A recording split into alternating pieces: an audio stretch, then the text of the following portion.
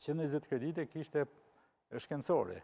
Pra, fillimisht studentët u orientuan drejt profesionalit, por në fakt po sot po trajtohen ndryshe. Për çështjen e pagës. Për çështjen e pagës, një kohë që studentit i thuaj që ju nuk do përfundoni studimet master shkencor, sepse nuk do futeni në mësuesi, por në fakt ata sot po trajtohen me 140.000 lekë, kurse këta profesionalet për shkak të numrit të krediteve.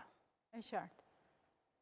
Ne kemi zhvilluar shumë disa takime në Ministri i Drejtësisë. Një pyetje, ishte e qartë kjo që atëherë, apo nuk ishte e qartë dhe kjo problematik ka dalë tashmë? Apo ka qenë e njëjta nga 92-shit deri më sot? Pra për të kuptuar ne fillimisht e morëm si lapsus, gjithsesi ne direkt u futem Po janë shumë vite. Një vit e gjysmë. Ne u futem në kontakt me Ministrinë, bëjmë takime. Pra tani ka filluar pra? Në 94, në 2004. Në 2004. Në 2004 me VKM-n e rritjes që u bë një rritje reale e pagave. Ne kontaktuam me Ministrinë, zhvilluam takime dhe në një takim që unë kam qenë edhe pjesë, zhvilluar në nëntor 2004, bashkë me zëvendës ministrën, sekretarin e përgjithshëm dhe drejtoreshën e administratës publike, dhe e kemi diskutuar me detaje. Dhe kemi kërkuar që të rishikohet VKM-ja, sepse ishte një diçka që mund të kryhej, mund të sqarsoj edhe me VKM, s'kishte nevojë për ndërhyrje ligji, sepse këta mësues nga viti 2017 deri 2024 u paguan normalisht.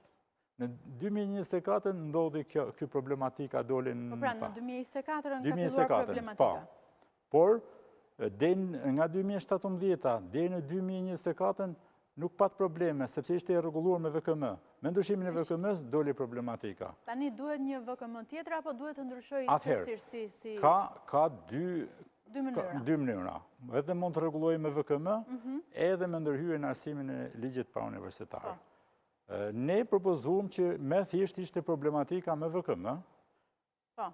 Por procedurë ndoshta më e përshpejtuar, po. Në pas bisedimeve që bëm në Ministrinë e Arsimit dhe me drejtoreshën e administratës publike na u kërkuar kohë. Do të thonë u dakorsuan, sepse ato janë ciklet mbyllura, nëse flitet për orë, gjatë kësaj periudhe që ata kanë përfunduar studimet, java mësimore ka qenë me 6 ditë, jo me 5. Pra do të thonë edhe orët mësimore janë të paraferta. U dakorsuam, por një sindikat jo përfaqësuese e çështjen në gjykatën kushtetuese. Dhe Ministria e Arsimit u tërhoq nga bisedimet, sepse tha çështja është në gjykatë. Ndoshta edhe çështje vullneti. Gjykata kushtetuese e hodhi poshtë, dhe ne diskutuam prapë me